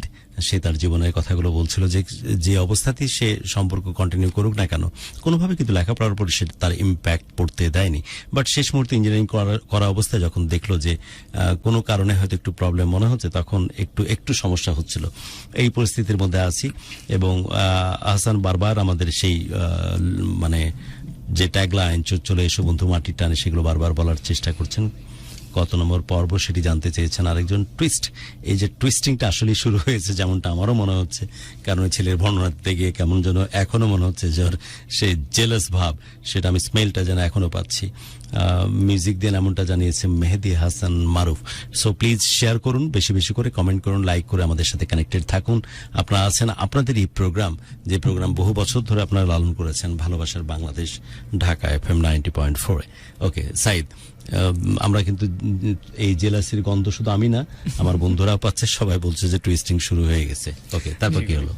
তখন তো ওই যে আমি বললাম এখন 12টা বাজতে 10 মিনিট বাকি, ইউ আর কমিটেড অলরেডি যে কতক্ষণের মধ্যে প্রোগ্রামটা শেষ হওয়া উচিত। সো গুরু, তারপর যেটা হলো যে আমার রেজাল্টও কিছুটা খারাপ হলো, মানে আমি বাট শেয়ার অনেক বেশি শেয়ার করে সবার কাছে পৌঁছে দিন। It's my request. আমি এই একটা জিনিসই বারবার করে আপনাদের কাছে চাই, কারণ অন্ধকারের বিরুদ্ধে আলোর এই যুদ্ধ, এই ভালোবাসার লাগা বা ভালোবাসার এই কন্টেন্ট দিয়ে, সো আপনারা যদি হেল্প না করেন অসময় যুদ্ধে আমরা হেরে যাব। আর যদি আমরা হেরে যাই, ভবিষ্যতের প্রোগ্রাম বা ভবিষ্যতের মিডিয়া সার্কিট বা ভবিষ্যতের সোশ্যাল মিডিয়ামের যে সুস্থতা, সেটাও কিন্তু প্রশ্নবিদ্ধ হবে। এবং তা যদি হয়, ভবিষ্যতের জেনারেশন কিন্তু সত্যিকার অর্থেই ক্ষতিগ্রস্ত হতে বাধ্য। So it's not all about me, it's not all about ভালোবাসার বাংলাদেশ।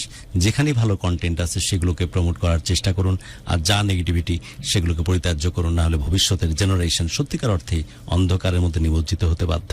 ওকে সাইদ, তারপর গুরু মাঝে মধ্যে তখন হচ্ছে আমার কমিউনিকেশন হচ্ছে আবার হচ্ছে না, এরকম হতো। বাট এরকম আরেকটা মজার ঘটনা, সেটা হচ্ছে আমরা অনেক সময় আপনার প্রোগ্রামগুলো তো শুনতাম ছোটবেলায়, ও ওই দিক থেকে শুনতেছে, আমি আমার দিক থেকে শুনতেছি, বাট প্রোগ্রাম শেষ করে আমরা ডিসকাশন করতেছি, মানে একটা কানেক্টিভিটি তৈরি হচ্ছে। হ্যাঁ, মানে এইভাবে করে ডিসকাশন কিন্তু করতাম, যে মানে আমরা যখন স্টোরিগুলো শুনতাম অ্যানালাইসিস করে আমরা এভাবে কথা বলতাম। এটা তো না হতে পারতো, এটা হতে পারতো। রাইট গুরু, এরকম আমাদের এক্সপেরিয়েন্স ছিল। তো আমাদের স্মুথলি আমার মানে 4-5 বছর খুব ভালো গেছে, এবং আমরা খুব ডিপ রিলেশনে ছিলাম গুরু। যেহেতু আমার কাজিন এন্ড অনেক দেখা সাক্ষাৎ হতো, বাট খুব ডিপ রিলেশন। ওকে, সো গুরু এভাবে যাচ্ছিল। এখন আমি 3rd ইয়ারে উঠলাম, আমার টাফ সাবজেক্টগুলো তখন আরো বেশি আসলো। সো এদিক থেকে আসলে আমি মানে ওর যে বিষয়টা আমি কোনোভাবেই মানে আমি একসেপ্ট করতে পারতেছিলাম না, যে কারণ কমিউনিকেশনটাও বন্ধ, আর ওর একটু চেঞ্জ পাচ্ছি আমি। হ্যাঁ, চেঞ্জটা কিরকম, যে হঠাৎ করে ওর একটু চেঞ্জ, যেমন আগে ধরেন কমিউনিকেশন বেশি হতো, এখন হচ্ছে না। আমার কাছে মাথায় আসতো যে ও মানে ট্রাই করতেছে না, এরকম কিছু একটা, যে ট্রাই করলে হয়তো কমিউনিকেশনটা হতো। হ্যাঁ, বাট ও ওয়ে খুঁজে পাচ্ছে না, এরকম কিছু একটা মনে হতো তখন, যে ও ইচ্ছা করে মনে ট্রাই করতেছে না, যেহেতু আমি একদম স্টাক হয়ে আছি এক সাইডে। তো একদিন আসলে ওর বাসায় আমি হঠাৎ করে আবার যাই, যে দেখি যে ছেলের সাথে মানে আবার মানে স্টাডির জন্য বসে আসছে। হ্যাঁ, তো ও হঠাৎ করে আমাকে দেখে চমকায় যায়। হ্যাঁ, তো আমার মনে না মানে টু বি অনেস্ট গুরু, মানে একটা কেন মানে আমি জানি না এটা কেন আল্লাহ পদ্ধতিতে ডাউট চলে আসে। হ্যাঁ, যে কি হচ্ছে, মানে আসলে একটু চেঞ্জ পাচ্ছি ওকে আমি। হ্যাঁ, যে হঠাৎ করে একটু চেঞ্জ পাচ্ছি, এবং দেখি যে কিছু কিছু কথায় ওর টিচারের কথা আমাকে বলতেছে, মানে আমার কাছে শেয়ার করতেছে। হ্যাঁ, এবং তো দেখা যাচ্ছে যে কিছু মানে হ্যাঁ আমি বলি যে কেমন, বলে যে খুব ভালো। হ্যাঁ, মানে মানে ও ভালো ভালো কিছু এক্সপ্রেশন দিচ্ছে, আমার কিছুটা আসলে জেলাস ফিল হচ্ছে। হ্যাঁ, তো এভাবে করে আসলে গুরু কয়েকদিন গেল। বাট একদিন হঠাৎ করে আমাকে বলে যে ও টিচার একটা গিফট করেছে ওকে, এবং সেটা সে অ্যাকসেপ্টও করেছে, এবং অনেকদিন পরে সে আমাকে এটা বলতেছে।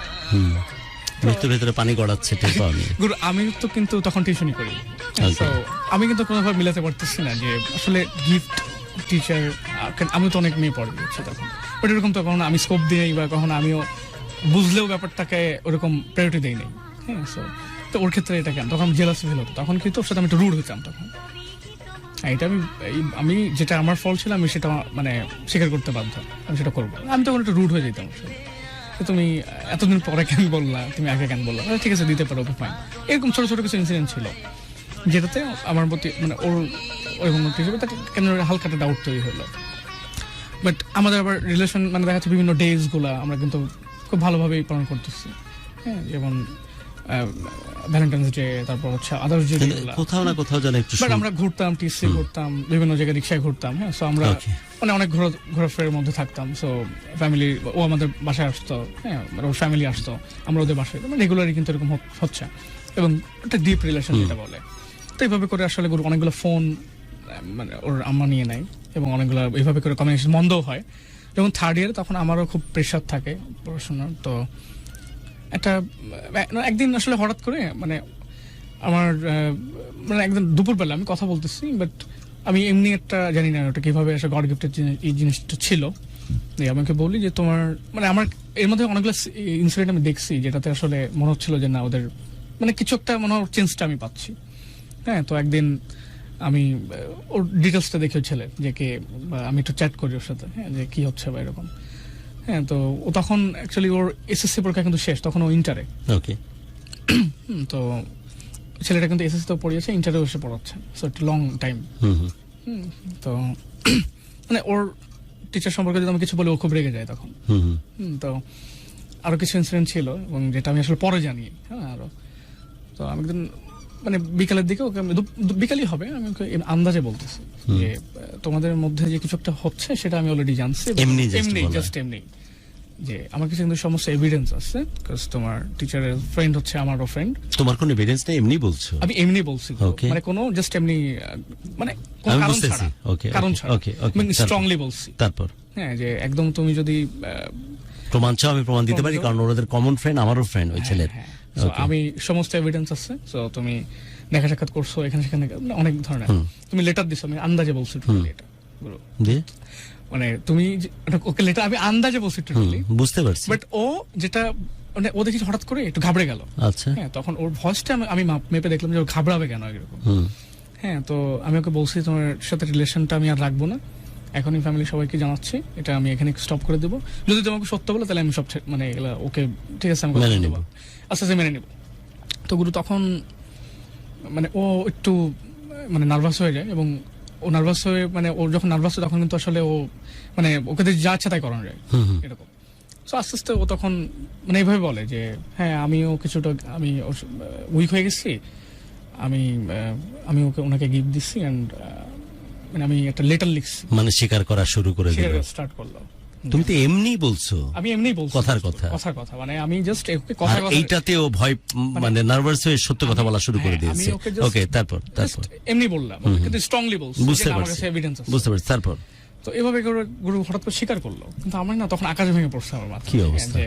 মানে একদম টোটালি আকাশ ভেঙে পড়ছে, যে কি স্বাভাবিক। বললো, যে যাকে আমি মানে একটু ডাউট আসছে, মানে কিভাবে এটা পসিবল, আমি মেনে নিতে পারিনি গুরু। তো তখন যেটা হলো যে আমার মানে প্রচন্ড হার্ট হই, এবং হার্ট হওয়ার পরে আসলে আমার এদিক দিয়ে স্টাডি, হ্যাঁ সবকিছু মিলে আমার প্রচন্ড অ্যাংজাইটির প্রবলেম তৈরি হয়, মানে আমার ঘুম হতো না রাতে। হ্যাঁ, আমি ইভেন অনেকগুলো ডাক্তারও কাছে যাওয়া লাগে এটা নিয়ে, অনেকগুলো মেডিসিন খাওয়া লাগে। হ্যাঁ, সো বাট যেটা হচ্ছে যে আমি আবার মানে ওর সাথে আবার কমিউনিকেশন যখন টুকটাক হচ্ছে, তখন আমি আবার খুব রুড হয়ে যাচ্ছি বিষয়গুলো ওর জন্য। আবার মানে যেহেতু অলরেডি কিছুটা ফিলিংস ওর মধ্যে এসে পড়ছে, তার আমাকে আবার আস্তে আস্তে একটু মনে করে যে আমি ওভার রুড হয়ে যাচ্ছে এই টাইপের কিছু একটা। বাট আমার ভিতরে তো অনেক খারাপ লাগে, বিকজ হচ্ছে দিস ইজ ফার্স্ট রিলেশন আমার সাইড থেকে, এবং আমাদের খুব ডিপ রিলেশন ছিল গুলো। হ্যাঁ, সো ইন দ্যাট কেস আমার জন্য একটু টাফ হয়ে যায়। এদিক দিয়ে আমার স্টাডি নিয়ে সবকিছু মিলে আমি আসলে খুব ইসের মধ্যে পড়ে যায়। হাস্যকর। এবং যারা এখন এই মুহূর্তে আমাদের সাথে জয়েন করেছো তাদের অবগতির জন্য জানিয়ে রাখি যে খুব ছোটবেলা থেকে এদের সম্পর্ক, মানে যে পুতুল খেলা খেলতে গিয়েই যে একটা প্রেমের সম্পর্কে জড়িয়ে পড়ে, এমনটাই সাইদের ক্ষেত্রে ঘটেছিল।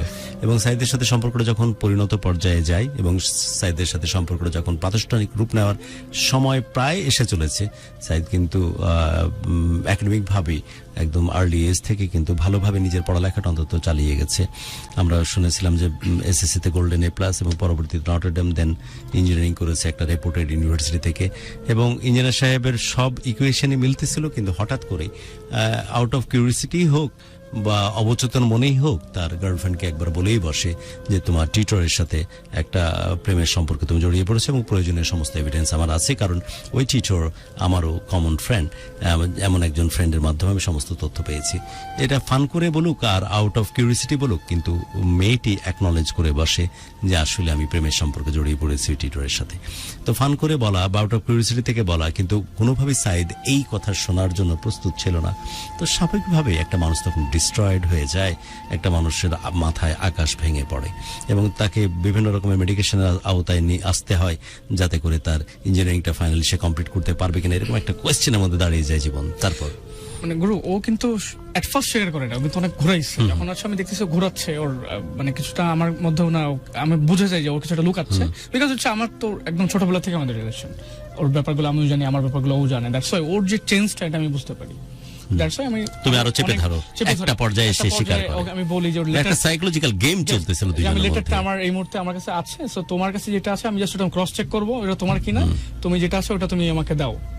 তো আমি কালকে আমার এই আন্টির বাসায় থাকবো, সবাই মিলে থাকবো, তুমি আসো, যেগুলা নিয়ে আসো। ও তাহলে আমি কিন্তু রিলেশন রাখবো না, এটা কিন্তু ই করে ফেলবো। বাট ও বিষয়টা কি, ওর আমাকে তখন কান্না করে এবং বলে যে একটা মানে ওর সাইড থেকে যেটা যে একটা মানে টিচারের প্রতি একটা জাস্ট মানে ও টিচার নাকি অ্যাপ্রোচ করছে বারবার, যেটা ও বারবার রিজেক্ট করছে, কিন্তু একটা পর্যায়ে আসলে মানে একটা মায়া তৈরি হয়ে যায়। হ্যাঁ, তো এই জন্য ব্যাপারটা আমার সাথে শেয়ার করে না, যে আমি জানলে নাকি রাগ করতে পারি এই জন্য। বাট আমি ওকে বলছি যে তুমি যদি শেয়ার আমাকে দেখাও ব্যাপারটা কি, তাহলে হয়তো বা ঠিক হয়ে যাবে, আদারওয়াইজ আমি এটা রাখবো না রিলেশন। হ্যাঁ আমার সাথেও সে থাকতে যাচ্ছে, আবার যদি উনি বুঝতে পারছি। এনরোলমেন্টে চলে গেছে, তো ও পরের দিন আসে গুরু। হ্যাঁ, সো আমি একটা লেটার, এই যে এটা হচ্ছে 14 পেজের একটা লেটার, মাই গুডনেস, হ্যাঁ, যেটা ওর টিচারকে লেখে। হ্যাঁ, so এতখানি বড় লিটার লিখছিল সে, ওর হাতের লেখা। বলো কি, সর্বনাশ করছে। স্টিল নাই, ওইটা এখনো আছে আমার কাছে।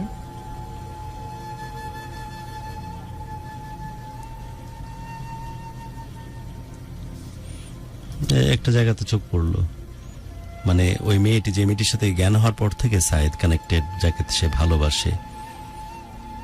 এমনি ফাইজলামো করেই বলবো যে মেয়েটিকে হঠাৎ বলে বসে তোমার মনে হয় তোর টিউটরের সাথে কোনো একটা সম্পর্ক আছে, এবং ফাইজলামো করে এটাও বলে যে তুমি যে চিঠি লিখছো সেই চিঠিটা আমার কাছে আছে। মেয়েটি একটু ভ্যাবা চাকা খেয়ে ফাইনালি রাজি হয়ে যায় যে হ্যাঁ আমি চিঠি দিয়েছিলাম। এবং সাইদ এটা একটা ইসের মতো, কোনো জিনিস ইনভেন্ট করতে গেলে এটা নেশার মতো পেয়ে বসে। তো সাইদ ওই জিনিসটাকে ইনভেন্ট করার জন্য সর্বোচ্চ চেষ্টা করে, এবং ফাইনালি 14 পৃষ্ঠার লেখা এই চিঠিটা মেয়েটির হাতে পায়। এখন এই যে ইনভেনশনটা করলো, সেটার জন্য খুশি যতটুকু হবে তার চাইতে হাজার গুণে কষ্ট পাবে যখন সেই লেখাগুলো নিজে পড়বে, যে তার ছোটবেলা থেকে খেলার সাথী থেকে প্রেমিকা হয়ে ওঠা এই মেয়েটির সাথে বছরের পর বছর পার করেছে। সেই মেয়েটি অন্য কোনো ছেলেকে উদ্দেশ্য করে সব কথা লেখে, যে আমারও আজ একই অবস্থা, মায়া জিনিসটা ভালোবাসার থেকেও একটু বেশি আমার কাছে মনে হয়। জানো না আসলে কি তাই? হ্যাঁ জান তাই। কেউ তার মতন একজন পেয়েছিল, আর আমিও হয়তো পাইছিলাম, কিন্তু আমাদের দুইজনের দেওয়া কসমগুলো আমাদের আঁকড়ে আছে। ও আমাকে ছাড়া কাউকে বিয়ে করবে না, আর আমিও ওকে ছাড়া কাউকে বিয়ে করতে পারবো না। আমি আরো সুখী থাকি আর নাই থাকি একসাথেই থাকতে হবে, কিন্তু এই কয়টা দিন কেমন জানে ওকে চেঞ্জ লাগছে। ও যদি চেঞ্জ হয়েও যায় আমার তবুও কিছুই করার নাই, থাকতে হবে ওর সাথে। আমি বুঝতে পারছি আপনার প্রচন্ড কষ্ট হচ্ছে, হয়তোবা আপনার বুকের ভেতরটা তোলপাড় হয়ে যাচ্ছে এসব শুনে। তবেও যদি আপনি আমাকে বলেন আমাকে বিয়ে করবেন, তাহলে যে আমার সরি বলা ছাড়া আর কিছুই নাই। মানে এটা ছিল গুরু লাস্টের দিকে, মানে ওর মানে এই টোটাল মেসেজটা ছিল এরকম যে মানে ও আমার সাথে যতটা রিলেশনে আছে, দ্যাটস ওয়াই ও এঙ্গেজ হতে পারছে না, এবং বিয়ের দিকেও মানে ওর টিচারের দিকেও ওকেও না করতে পারছে না।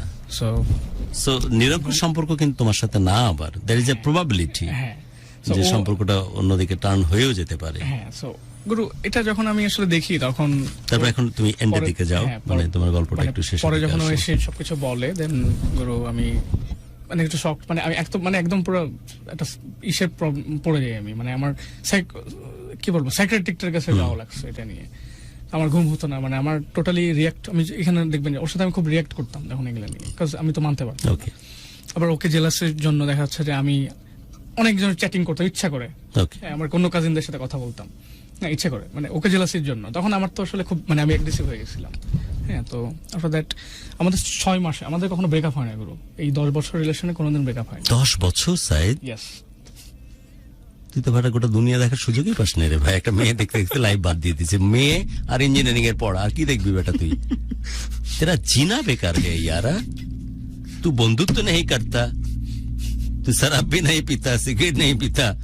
एक মেয়েকে দেখেছিস সে 10 বছর আগে, তাও কাজিন সিস্টার, সেই কারণে আর ইঞ্জিনিয়ারিং এর কঠিন কঠিন ইকুয়েশন মিলাইছিস। তেরা जीना बेकार है यारा। তারপর যেটা হলো যে আমাদের মানে এই রিলেটার যখন আমরা বুঝলাম, মানে এটা যখন আমি বললাম, তখন আসলে আমরা শেষের দিকে যাচ্ছি। 6 মাস মোটামুটি আমি আসলে টোটালি কোনো কমিউনিকেশন রাখিনি ওর সাথে। দ্য ভেরি ফার্স্ট টাইম, 10 বছর। বাট আমি না আসলে উইক ছিলাম, বাট ওর কাছে না, ও আমার মানে বিষয়টা এরকম হয়ে গেছিল 6 মাসে আমরা কেউ কাউকে দিকে ট্রাই করিনি, মানে অনেক ভিতর থেকে ভেঙে যাচ্ছে, তারপর আসলে কেউ অ্যাপ্রোচ মানে ওর সাইড থেকে হয় না। পরবর্তীতে যেহেতু আমি উইক ছিলাম, আমি একদিন ওকে ফোন দিয়ে বসছি, 10 year লাভ এমনটা জানিয়েছো মুজাহিদ ইসলাম, নাদিয়া ইসলাম বলেছো, সম্বোধন করেছো আমাকে। সো আমি চাই যে যারা এখন দেখছো আমাদের সাথে আছো, সবাই প্লিজ আমাদের এই প্রোগ্রামটা বহু মানুষের কাছে শেয়ার করে পৌঁছে দাও। তোমরা সকলে আছো আমাদের সাথে ভালোবাসার বাংলাদেশের ক্যানভাসের সাইড। তারপর আমি একদিন রাতে ফোন দিয়ে বসি, কারণ আমার তো মানে ভিতরটা এরকম হতো, তখন আমি স্মোক করতাম গুরু, হ্যাঁ প্রচুর স্মোক করতাম। সো মানে আমার স্মোকিং রেট অনেক বেড়ে গেল, রেগুলার করতাম, এবং আমার আসলে মানে মেডিসিন নিতাম, এবং খুব বাজে একটা অবস্থার মধ্যে আমি চলে গেছি গুরু। সো পরে আর না পেরে আমি ওর সাথে কমেন্ট করলাম, যেহেতু আমি উইক ছিলাম আমার প্রতি। After 6 months. তো আফটার দ্যাট যেটা হলো আমাদের বেলি রোডে দেখা হলো। সেখান থেকে अगेन আবার মানে ও আমাকে বললো যে না আমার সাথে আবার থাকবে, সব ঠিক হয়ে যাবে। হ্যাঁ, সো আমি আবার অ্যাকচুয়ালি আবার শুরু করলাম ওর সাথে again। তো এভাবে করে গুরু যাচ্ছিল। হ্যাঁ, সো খুব ভালো যাচ্ছিল গুরু আমাদের এরপরে।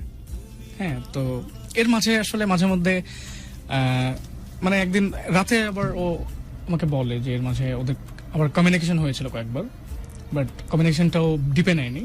ও জাস্ট কমিউনিকেশন করে ও জাস্ট একদিন কথা বলছে বা দুদিন কথা বলে আবার, বাট মানে আমাদের রিলেশনটা খুব ভালো যাচ্ছিল গুরু। সো যেটা হয় লাস্টে আসলে আমার শেষ হয় ইঞ্জিনিয়ারিং, আফটার দ্যাট আমি জবে ঢুকি। বের হওয়ার সাথে সাথে মোটামুটি আলহামদুলিল্লাহ ঢুকে যাই। আসলে থেকে ইঞ্জিনিয়ারিং কমপ্লিট করলে এটা স্বাভাবিকভাবেই। তো যেটা হয় আমাদের খুব ভালো যায়, বাট আমাদের যেটা হইতো যে মাঝে মধ্যে ঝগড়া হইতো অনেক, এবং ওই যে একটা রিলেশনে একটা ব্যাপার যে চলে আসে যে ডাউটের যে বিষয়টা বা ওর রিয়াক্টের যে বিষয়টা, ও দেখা যায় যে কিছুটা চেঞ্জ, মানে আগের মতো ও নাই, যেটা আমি বুঝি। আমি হয়তো আগের মতো নাই, ওর রিয়াক্ট কমই করতেছি, বাট আমি আবার মানে ওকে ছাড়া আমি অন্য কারোর দিকে ইনভলভমেন্টও আমি, কিন্তু ও আর আগের মতো নাই, ও আগের মতো নাই। আমি তো কিছু মানে ওর যে ওর ব্যাপারটা যখন আমি জানলাম তখন তো আমি অ্যাকসেপ্ট করতে পারি নাই, মানে আমারও একটু চেঞ্জ আসে, রুট যে বিষয়গুলো আসে। তো একটা পর্যায়ে যে আসলে গুরু মানে আবার আমাদের যখন অনেক বিষয়টা এরকম ছিল যে এই ভালো আমাদের খুব ভালো যায়, আবার এই মানে এরকম টানের কারণে ভালোবাসা তো আছেই, তাই ভালো লাগে, কিন্তু একটা সন্দেহের জায়গা তৈরি হয়েই গেছে আসলে। কিন্তু গুরু যেটা হতো যে আমি মনে করতাম এটা আমাদের দুজনের অধিকার, তো আমার প্রতি রাইট আছে, আমার ওর প্রতি রাইট আছে, যেহেতু আসলে তখন অলমোস্ট 8-9 বছর। ওকে, চাকরি তো পাওয়া গেছে ইঞ্জিনিয়ার, তো সবকিছু তো একদম সেটেল। ফ্যামিলি ও এর মাঝে নানিও মারা যায়, নানাও মারা যায়, সো ফ্যামিলির অন্যান্য সবাই আসলে ব্যাপারটা জানে, এবং তারা এটাও জানে যে ডিপ রিলেশন। হ্যাঁ, সো ডিপ বলতে যেটা বুঝে 8-9 বছর অনেক ডিপ। সো ফ্যামিলির সবাই মিলে তখন ট্রাই করে যে এটাকে আসলে ফাইনালাইজ করা যায় কিনা। তো যেটা হয় আপনার 2020-এর শেষের দিকে, মানে কোভিডের আগে, হ্যাঁ কোভিডের আগে আমাদের হচ্ছে ফ্যামিলিগতভাবে একটা বসাবসি হয়, এবং যেটা আসলে আমরা ফাইনালি একটা এসে যাব, বাট ওর কিছুটা চেঞ্জ কিন্তু আমি পাই যখন আসলে ফ্যামিলিগত ভাবে বসি, তখন ওর ফাদার মাদারের সাথে আমিও একটু বসি, ওকে আমি রাখি, বাট ও দেখি যে আমি যখন ওকে বলি যে তুমি করবা কিনা এগ্রি কিনা বা সামনে আমাদের আমরা আগাই, বাট ও কিছুটা সময় চায় আমার কাছে, যে আমি একটু সময় নেই 2 ঘন্টা ভাবি। তো আমার কাছে কথা হচ্ছে যে ভাবি মিন্স এটা তো ইনফিনিটি হাউস একদম। সো ও একটু সময় নেয়, বাট আমরা তারপর আসলে এই ব্যাপারটাকে আমি সিরিয়াসলি নেই না। আফটার দ্যাট যেটা হয় যে আমাদের একটা মানে আমি আসলে আমরা আমাদের যেটা হয় এটা ফ্যামিলিগতভাবে একটা রিং এক্সচেঞ্জ হয় গুরু। হ্যাঁ, রিং এক্সচেঞ্জ, বাট অন্য কোনো কিছু না, জাস্ট রিং এক্সচেঞ্জ। বাট যেটা হয় যে তারপরে ওটার পরে আমাদের ভালো যায় আবার খারাপ হয়ে যায়। তো একদিন মানে 2021-এ এসে এটা যেটা হচ্ছে যে মানে আমাদের এর মাঝে কয়েকদিন খুব খারাপ যাচ্ছিল। হ্যাঁ, ওর কিছুটা চেঞ্জ, এবং আমারও দেখা যাচ্ছে অফিসে ঢোকার পরে অনেক ধরনের সে আমি কিন্তু মানে ওকে টাইম দিতে পারছি না। হ্যাঁ, সো এইভাবে একটা তৈরি হয়, এবং যেটা হয় বাট আমি এরপরে ও আমাকে রাতে একদিন স্বীকার করে যে এগেইন আবার কমিউনিকেশন হয়েছে ওর টিচারের সাথে, ওখান থেকে সে বের হতে পারছে না। রাইট, সো এটা নিয়ে আমি বিশ্বাসের জায়গাটা কোথা থেকে আসবে তখন গুরু আমিও খুব রিঅ্যাক্ট করি। সো এটার জন্য একটা পর্যায়ে যেটা হয় যে যৌক্তিক গুরু তারপর যেটা করে ও মানে একটা ছোট একটা কারণটা এইভাবে সাজায় যে রিলেশন থেকে বের হয়ে আসতে, মানে এঙ্গেজমেন্ট যেহেতু বিয়ে না, জাস্ট একটা রিং, এটা থেকে এনে বের হয়ে আসতে হবে। তো গুরু তারপর যেটা করে এটা মানে আমার আইডিতে ফেসবুকে যেটা করে ওর জাস্ট একটা ফেক একটা ইউজ করে আমাকে অ্যাড পাঠায়, আমি অ্যাকসেপ্ট করি, এবং এটা আমি বলবো যে যদি আমার কোনো দোষ থেকে সেটা একটা যে যখন ও আমার টিচারের ব্যাপারটা আমি বারবার দেখতেছি, তখন আমার মধ্যে একটা জেদ কাজ করতেছে, তখন আমার কাছে মনে হয় যে ওকে জেলাস ফিল করাবো। ও তো আমার পাসওয়ার্ড জানতো, আমি ওর পাসওয়ার্ড জানতাম, তো আমি ওই আইডিটা অ্যাকসেপ্ট করি ইচ্ছা করে চ্যাট করি আমি কিছুক্ষণ। হ্যাঁ, সো মানে ওই চ্যাটে মানে ইচ্ছা করে আমি করতেছি, এবং খুব চ্যাটিংটা মানে আমি ইচ্ছা করে ওকে জেলাস ফিল করে মানে টেক্সট করতেছি, বাট এটাকে ও বড় মেজর ইস্যু তৈরি করে যেটা করলো যে তোমার অন্য কোথাও সম্পর্ক আছে, বাট এই কাজটা তুমি করেছিলে তাকে জ্বলানোর জন্য, বাট আমি জানিও না তার টিচারের ব্যাপারটা দিয়ে তুমি জ্বলতেছিলা, সেই একই ফিলটা দিতে চাচ্ছিলে। আমি কিন্তু জানি না অ্যাকচুয়ালি ও কে, ওই আইডিটা আমি কিছুই জানি না। যাই হোক, একটা আইডি ফেক আইডি দিয়ে তুমি এই কমিউনিকেশন করেছো। ও স্বীকার করছে এটা ওই করছে, এবং যখন অন্যান্য রিলেটিভদের সবাইকে ডাকছে, ডাকার পরে যেটা করলো আমি অবাক হইলাম গুরু, 10টা বছরের অনেক গিফট ছোট ছোট গিফট, বড় বড় গিফট, অনেক গিফট যেটা আমি এখনো আসলে ড্রয়ার খুললে কিছু না কিছু বের হয়, এখন ধাপ করে কিছু একটা পড়ে। বাট ও দেখি যে জাস্ট মানে ফ্যামিলির অন্যান্য মেম্বারদের ডেকে ও যেটা করলো আপনার জাস্ট মেম্বারদের সাথে শেয়ার করলো যে ও এঙ্গেজমেন্টটা ব্রেক করতে চায়। তাই সো মানে তো ট্রাস্ট ইস্যু, মানে আমার ও আমার একটা ট্রাস্ট ইস্যু দেখা যে আমি অনেক বড় ধরনের ফল্ট করছি। তো ওই যে চ্যাট করছে ওইটা, সো বাট আমি কিন্তু আলটিমেটলি জানি না যে ও কে বা আইডিটা কি। সো এরকমটা এমনি তোমার বক্তব্য অনুযায়ী তাকে জ্বালানোর জন্য এই কাজটা করেছিল, সেটাকে সে এভিডেন্স হিসেবে প্লেস করে বিয়েটা ভেঙে দিতে চাচ্ছে। মানে আমি যদি বলি আমার ফল্টটা কি ওই একটাই। আচ্ছা যাও, এনগেজমেন্ট ব্রেক করতে চাচ্ছে, এনগেজমেন্টটা ভেঙে দিচ্ছে এবং আত্মীয়স্বজনকে ডেকে তারপর আত্মীয়স্বজনকে বলছে যে ওই চ্যাটিং এর যে ছিল ওগুলো দেখাচ্ছে, ফ্রেন্ড জাস্ট এক্সপ্রেস করতেছে। তারপরে আমরা আসলে রিলেটিভরা তো জানতো, টিচারের ব্যাপারটা কিছুটা জানতো, যখন আমি এগুলা দেখাইছি কয়েকজন জানতো, বাট আমাকে বলতো যে এগুলা সব ঠিক হয়ে যাবে, ঠিক হয়ে যাবে। বাট যেটা হলো যে অন্যান্য রিলেটিভ সবাইকে ডেকে, গার্জিয়ানদের ডেকে ও রিংটা ফেরত দিয়ে দিল, এন্ড সব গিফট ও হচ্ছে রিটার্ন করলো। সো 2021 মার্চের দিকে। সো তারপর আমি আসলে খুব শকড, আমার ফ্যামিলিও শকড হয়ে যায় যে আসলে রিটার্ন দিয়ে দিল। মানে আমরা খুব ইগোতে লাগে, এন্ড সব জায়গা থেকে ব্লক, হোয়াটসঅ্যাপ, ফেসবুক, সব জায়গা থেকে। কি অবস্থা এখন স্যার? গুরু অলমোস্ট প্রায় 3 বছর হচ্ছে এখন। যোগাযোগ নাই? না গুরু, যোগাযোগ নাই বলতে হচ্ছে আমি এর মাঝে হয়েছিল যে রোজার সময় বা এর মানে 2-3 বার আমি না পেরে আসলে মানে কল দিয়ে ফেলতাম। কল দিতাম কিভাবে, অন্য একটা নাম্বার ইউজ করে। বা ফেসবুকে তো এখনো আমি মানে ব্লক অবস্থায় আছি, বাট হোয়াটসঅ্যাপে অনেক সময় দেখা যাচ্ছে অন্য নাম্বার থেকে আমি কল দিচ্ছি। ও আমাকে যখন রিসিভ করে ও আগে আমাকে অনেক ব্লেম দেয়, হ্যাঁ, যে আমি আমার নিয়ে ক্যাপ্টেন অনেক সময় কথা বলে। তো যেটা হয়, তো লাস্ট টাইম এই রোজার সময় ও আমাকে এক্সপ্রেস করে যে ওর টিচারের সাথেই ওর অ্যাফেয়ার আছে আর কি মরতে। সো ভেরি সুন ওরা বিয়ে করবে। তাই? জি করো। সো আমি প্রচন্ড কান্না করি রাতে, মানে বিষয়টা এরকম যে আমার কান্না করার কিছু ফান মনে হয়, মানে ব্যাপারটা খুব লেম লাগে। মানে কোনো কিছু না, এটা না করো, এটা কোনো কিছু না থাকে। হ্যাঁ, তো মানে আমার রাতের বিষয়টা কি, এখানে তো গুরু সবাই আছে না, রাতে যখন আমি লনলি, মানে দেখেন এই 3 বছর আমি সেটেল হতে পারিনি কারোর সাথে, ইভেন দো আমি ওর জায়গাটা অন্য কাউকে দিব, ফ্যামিলি থেকে কোনো সময় বিয়ের কথা বলে, কিন্তু আমি তো ওই যে হয় কি ওর জায়গাটা যে আরেকজনকে চাকরি বাকরি এটা চলছে।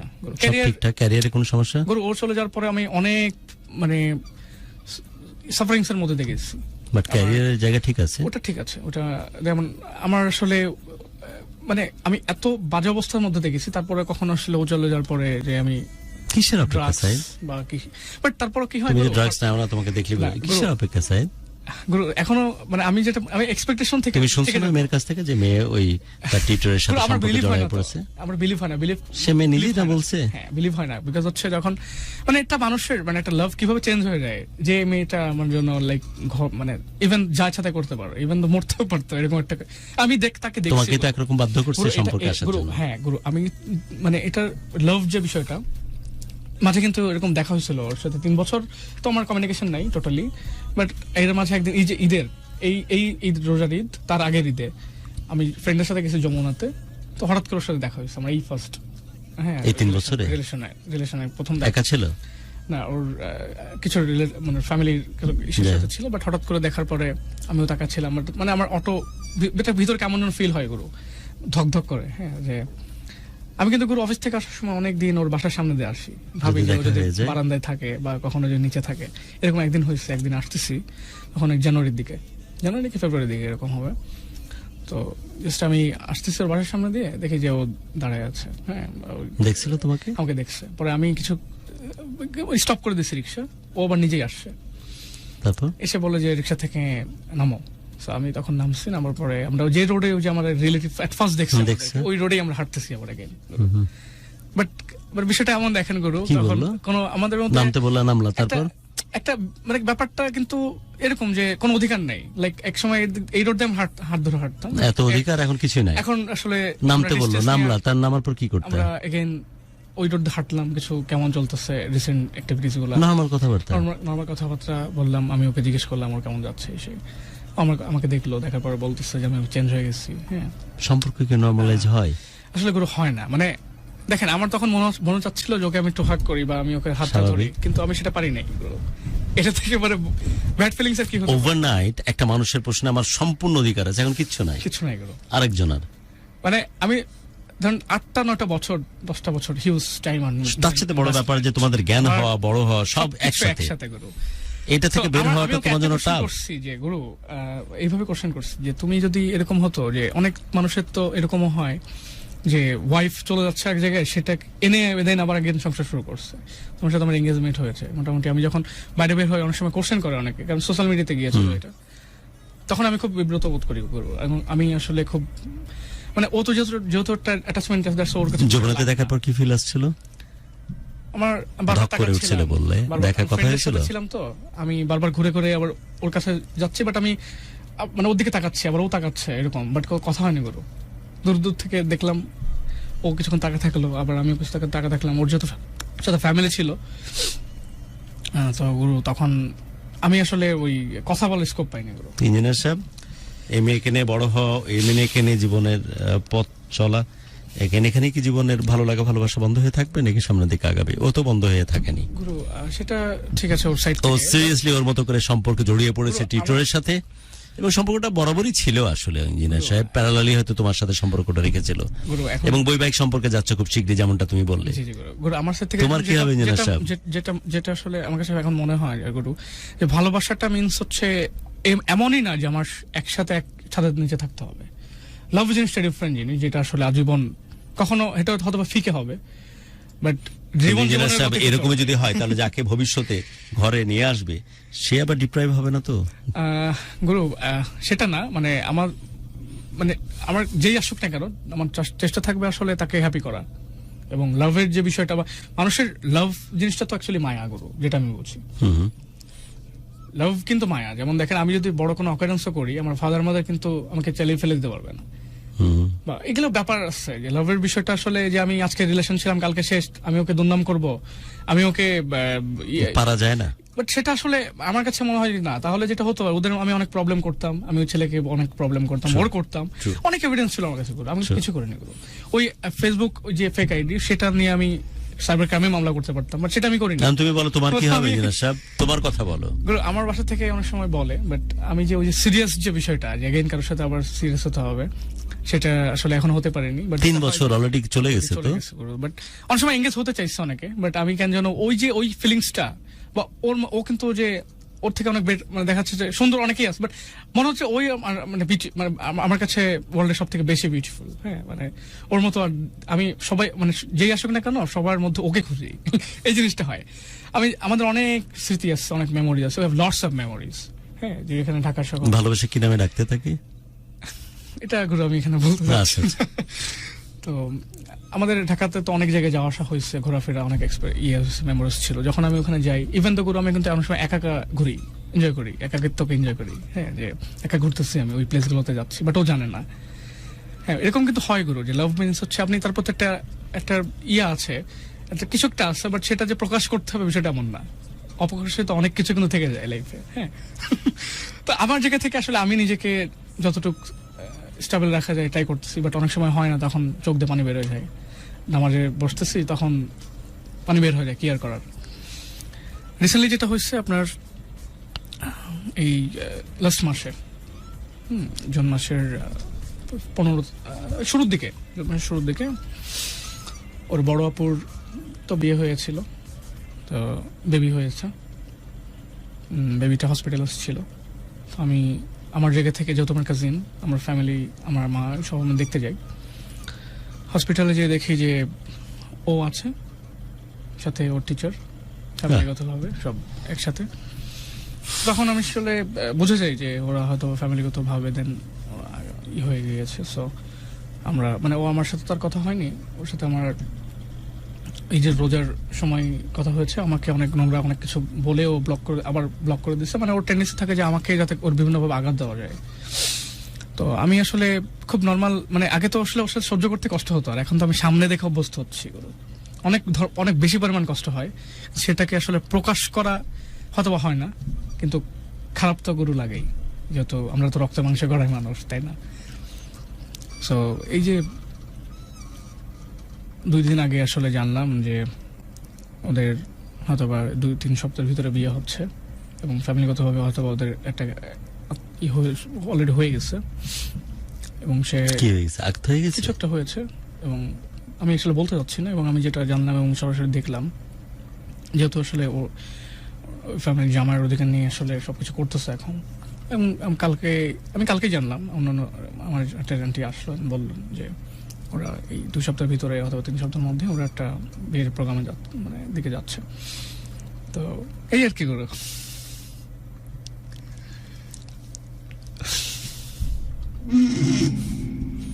অনুষ্ঠান শেষ দিকে চলে আসছে, আমরা একদম শেষ মুহূর্তে। কেউ কিছু চাক না চাক, কেউ কিছু পাক না পাক, কারো কিছু সমস্যার সমাধান হোক না হোক, আমি চাই যে কোনো মুহূর্তে যে কোনো মূল্যে এটাও ঠিক যে এই প্রোগ্রামটি এমন একটি ফরম্যাটে হয় যেখানে 2 পক্ষরই কমিউনিকেট করার যৌক্তিক অধিকার আছে। যেমনটা এখন পর্যন্ত সাইদ বলছিল, আমি বারবার ইঞ্জিনিয়ার সাব করে ওকে সম্বোধন করছিলাম, কারণ এরকম ট্যালেন্টেড ছেলেকে দেখলে যারা কোনোভাবেই সম্পর্কের কারণে, প্রেমের কারণে বা ভালোবাসার কারণে যে একাডেমিক স্পেশালি নিজের ক্যারিয়ারকে কখনোই প্রশ্নবিদ্ধ করে না। আমি ওর কাছ থেকে শুনছিলাম যে ম্যাট্রিকে গোল্ডেন A+ দেন, নটরডেমে ভর্তি হওয়া, তারপর আর্সেনাল থেকে ইঞ্জিনিয়ারিং কমপ্লিট করা, দেন একটা ভালো জব এবং ক্যারিয়ারের জায়গাতে নিজেকে সঠিক রাখা, নামাজ কালাম পড়া, নিজেকে শুদ্ধ রাখা, অ্যাডিকশনের মধ্যে না জড়িয়ে পড়া। এটাই তো হওয়া উচিত। সম্পর্ক সুরে বাঁশি বাজুক অথবা না বাজুক, কিন্তু মনের অন্য একটা কর্নারে একটা জিনিস খুব সিরিয়াসলি কাজ করতেছিল।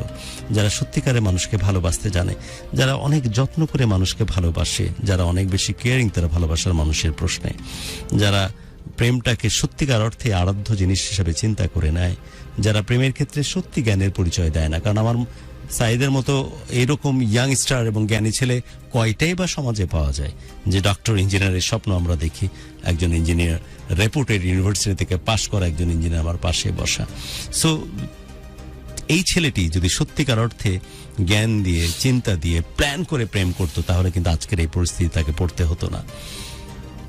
সে যেমন জ্ঞান এবং চিন্তা এবং প্রজ্ঞা দিয়ে তার একাডেমি বা তার ক্যারিয়ারটাকে ফ্লারিশ করেছে, কিন্তু প্রেমের ক্ষেত্রে সে কোনোভাবেই জ্ঞানের পরিচয় দেয়নি, বিধায় সে সত্যিকারের প্রেমিক হতে পেরেছে।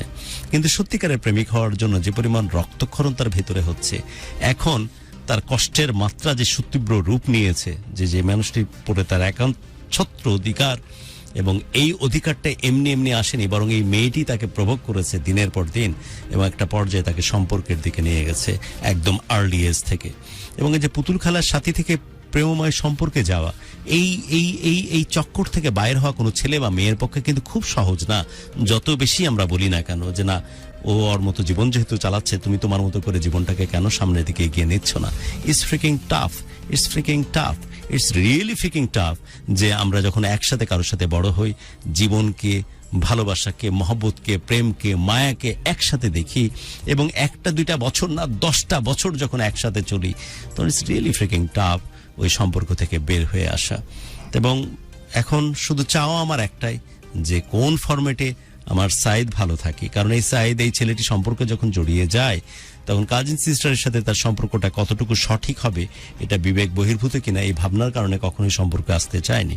কিন্তু দিনের পর দিন এই মেয়েটি কিন্তু প্রভোগ করেছে, চেষ্টা করেছে, ফাইনালি তাদের সম্পর্কটা শুরু হয়েছে। তাও বহুদিন সময় নিয়েছে সম্পর্কটা অফিসিয়াল রূপ দিতে।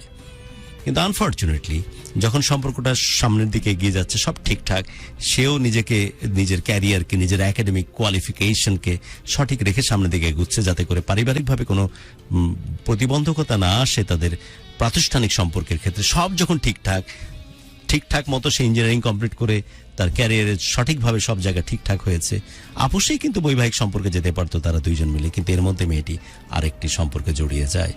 তো এটা কতটুকু যৌক্তিক, এটা এটা এটা এটা একটা মানুষের ভেতর নিয়ে, মানুষের জীবন নিয়ে, মানুষের মন নিয়ে খেলা, এটা কতটুকু ন্যায়সঙ্গত, এটা বলার অপেক্ষা রাখে না। আর এটাও আমি বিশ্বাস করি যে পৃথিবীতে সত্যিকার অর্থে যারা পরিমাণ যদি ভালো লাগা কিছু মিশে থাকে, তা আসে ভালোবাসার ফরম্যাটে। এবং সেই জিনিসটাকে পুঁজি করে যারা মানুষকে কষ্ট দেয়, তাদের দীর্ঘ নিঃশ্বাস নিয়ে কি সেই মানুষগুলো ভবিষ্যতে ভালো থাকতে পারে? সো আমার আসলে কোনো রকমের কোনো চাওয়াও নাই, কোনো রকমের কোনো কোয়েশ্চেন নাই, কোনো রকমের আকাঙ্ক্ষা নাই যে মেয়েটির কথা বলতেছে তাকে ঘিরে। বাট আমার চাওয়া একটাই, যে ভালোবাসার বাংলাদেশ অসম্পূর্ণ হয়ে যায়, ঢাকা FM 90.4 এর এই ক্যানভাস অসম্পূর্ণ হয়ে যায় যদি সাইদরা ভালো না থাকে। কারণ পৃথিবীতে এরা যদি ভালো না থাকে, পৃথিবীতে আর কেউ কাউকে ভালোবেসে ভালো থাকার চেষ্টা করবে না। আজকের তারিখে এই সময়ে এসে সাইদদের মতো ইয়াংস্টাররা যে সত্যিকার অর্থে মন প্রাণ সঁপে দিয়ে কাউকে ভালোবাসতে পারে, আজকের গল্প তার দারুণ একটা এক্সাম্পল এবং আর্কাইভ হয়ে থাকবে। এবং আমি চাইবো যে আমার সাইদ যেন ভালো থাকে এবং জীবনটাকে অনেক বড় করে বাঁচে, সেই প্রার্থনা সবসময় আমার সাইদের জন্য থাকবে। সাইদ, দিন শেষে যদি ভাই তুই ভালো না থাকিস, এ ধরনের পবিত্রতার সাথে যত্ন করে ভালোবাসার মানুষগুলো যদি ভালো না থাকে, পক্ষান্তরে কিন্তু প্রেম হেরে যায়, ভালোবাসা হেরে যায়, অভিশপ্ত হয়ে যায় এই পৃথিবী। সো যে কোনো ফরম্যাটে তোকে ভালো থাকতে হবে, এই ট্রমা থেকে তোকে বের হতেই হবে, এই জগদ্দল পাথর থেকে বের হয়ে তোর জীবনটাকে একটু বড় করে বাঁচতে হবে। এবং আমি বিশ্বাস করি সাইদ, যে বলে যে ভালোবাসা কখনো প্রতিস্থাপিত হয় না, তারা ভুল বলে। ভালোবাসা প্রতিস্থাপিত হয়তো হতে বাধ্য। আমরা সবাই মিলে তোর জন্য প্রার্থনা করি যে পৃথিবীর কোনো একটা বাঁকে, কোনো একটা মোড়ে, কোনো একটা জায়গাতে যারা তোর জন্য এক্স্যাক্টলি যে মানুষটি তোর মতো ভালোবাসার মানুষের সত্যিকার অর্থে ভালোবাসা দাবি করে, কোনো ফেক, কোনো অভিনেত্রী, কোনো নটাঙ্কিবাজি না, সত্যিকারে ভালোবাসা দাবি করে, এমন একজন মানুষের সাথে তোর দেখা হোক। আল্লাহ রাব্বুল আলামিন যেন দেখা করিয়ে দেয়। এবং সত্যিকারের ভালোবাসা কারে কয়, সত্যিকারের প্রেম, মায়া, মহব্বত কারে কয়, সত্যিকারের এশক কারে কয়, তার দেখা যেন তুই পাস, আর জীবনটাকে সত্যিকার অর্থে সার্থকভাবে ভালোবাসায় ভরিয়ে তুলতে পারিস। তোদের ওরসে জন্ম নেক, তোদের ভবিষ্যতের সন্তান এবং পরিপূর্ণতা পাক তোর জীবন চাই। কারণ তোর জীবন যদি পরিপূর্ণতা না পায়, তাহলে যা ভালোবাসা একাটুক অবশিষ্ট আছে এই পৃথিবীতে, এই সমাজে, এই বাংলাদেশে, সেটাও না নিঃশ্বাস হয়ে যাবে, অভিশপ্ত হয়ে যাবে এই সমাজ। সো ভালোবেসে ভালো লাগার মানুষগুলো ভালো থাকুক, ভালোবেসে সমস্ত মানুষ একসাথে থাকুক, সেই প্রার্থনা আজ শেষ করছি। আর অনেক কৃতজ্ঞতা ইঞ্জিনিয়ার সাহেব আমাদের এই প্রোগ্রামে আসার জন্য। আমি সত্যি honoured with your graceful presence. অনুষ্ঠান শেষ করছি, সবার জন্য অনেক অনেক দোয়া, প্রত্যেকটি প্রাণ ভরে উঠুক ভালো লাগা নিয়ে, আর প্রত্যেকটি হৃদয় শাসিত হোক শুধুই ভালোবাসা দিয়ে।